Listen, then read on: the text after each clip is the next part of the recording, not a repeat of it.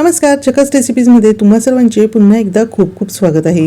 हिवाळ्यामध्ये तर आपण काही ना काही गरमागरम त्याचबरोबर पौष्टिक पदार्थ हे खातच असतो, जसे की कुळीदाचे शिंगोळे। जर तुम्ही अजूनपर्यंत कुळीदाचे शिंगोळे खाल्ले नसतील तर या अगोदरचा व्हिडिओ नक्की बघा, म्हणजे तुमचे सुद्धा कुळीदाचे शिंगोळे अगदी परफेक्ट बनतील।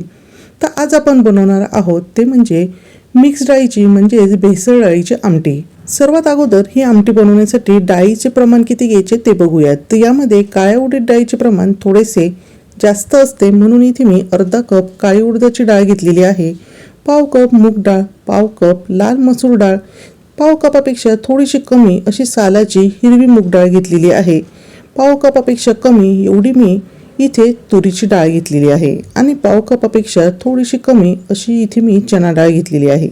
आता यामध्ये तुम्हाला काही डाळी जर चालत नसतील, म्हणजेच काही डाळी खाल्ल्याने तुम्हाला त्रास होत असेल, जसे की तुरीची डाळ, चना डाळ, तर अशांचे प्रमाण तुम्हाला कमी ठेवायचे आहे, अथवा तुम्ही ह्या डाळी नाही वापरल्या तरी सुद्धा चालणार आहे। पण सर्व डाळी जर एकत्र वापरल्या तर त्या आमटीला चव अगदी छान येते। आता सर्व जे डाळी आहेत तर त्या मी एकत्र करून घेतलेल्या आहे। अशाच ह्या डाळी जर तुम्ही एकत्र करून घेतल्या आणि तुम्ही आवश्यकतेनुसार अर्धी वाटी, एक वाटी अशी ही डाळ घेऊन जर तुम्ही याची आमटी केली तरी सुद्धा चालणार आहे, म्हणजे वारंवार तुम्हाला ह्या डाळी एकत्र करण्यासाठी वेगळा वेळही द्यावा लागणार नाही। आता आपल्या ह्या डाळी स्वच्छ अशा निवडून घ्यायच्या आहे, पाखडून घ्यायच्या आहे आणि त्यानंतर 2 ते 3 पाण्याने धुवून घ्यायचे आहे। आता मी हे जे प्रमाण घेतलेले आहे तर ते सर्व डाळींचे मी आमटी बनवणार आहे। त्यानंतर आता आपल्याला यामध्ये 1 तांब्या एवढे पाणी घालायचे आहे आणि साधारणतः 15 ते 20 मिनिटं आपल्याला हे सर्व डाळी ह्या पाण्यामध्ये अशाच भिजत ठेवायचे आहे। तोपर्यंत आपण एक हिरवे वाटण तयार करणार आहोत।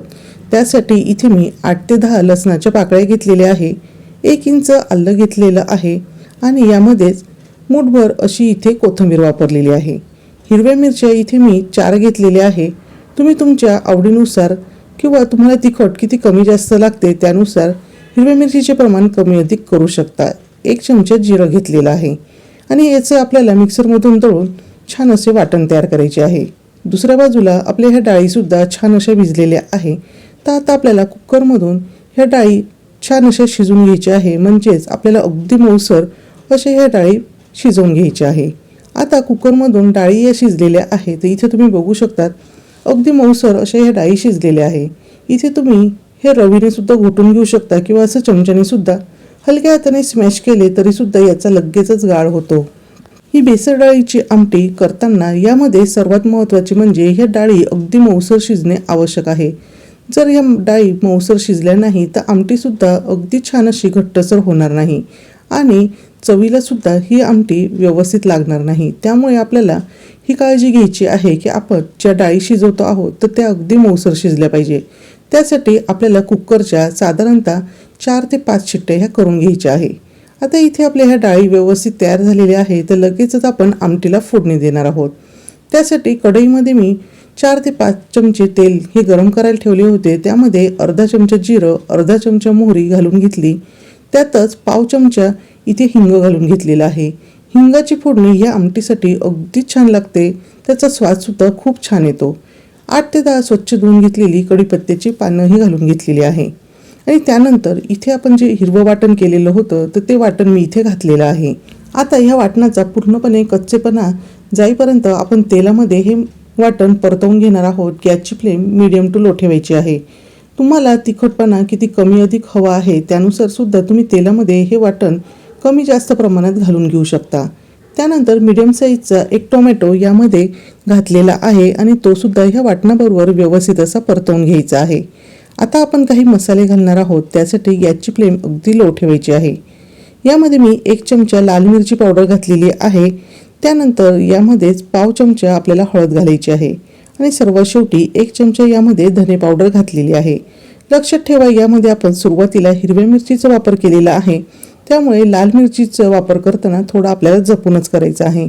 सर्व मसाले ह्या वाटणाबरोबर एकजीव झालेले आहेत आणि आता आपण जी शिजवून घेतलेली डाळ आहे तर ती यामध्ये घालून घेणार आहोत आणि व्यवस्थित आपल्याला ह्या सर्व मसाल्यांबरोबर ही डाळ छान अशी एकजीव करून घ्यायची आहे। दुसऱ्या बाजूला पाणीसुद्धा गरम करायला ठेवायचे आहे, म्हणजे आपण या आमटीमध्ये हे पाणी घालू शकू। आता यामध्ये मी साधारणतः 1 तांब्या एवढे पाणी हे घालून घेतलेले आहे. आता तुम्हाला ही डाळ किती पातळ अथवा घट्ट हवी आहे त्यानुसार तुम्ही या पाण्याचे प्रमाण कमी अधिक हे करू शकता. पण आज मी याबरोबर ज्वारीची भाकरी करणार आहे आणि भाकरी केली तर अशा वेळेस अशी ही आमटी थोडीशी जास्त लागतेच. त्यामुळे ही जी आमटी आहे तर ही मी थोडीशी पातळसर ठेवणार आहे.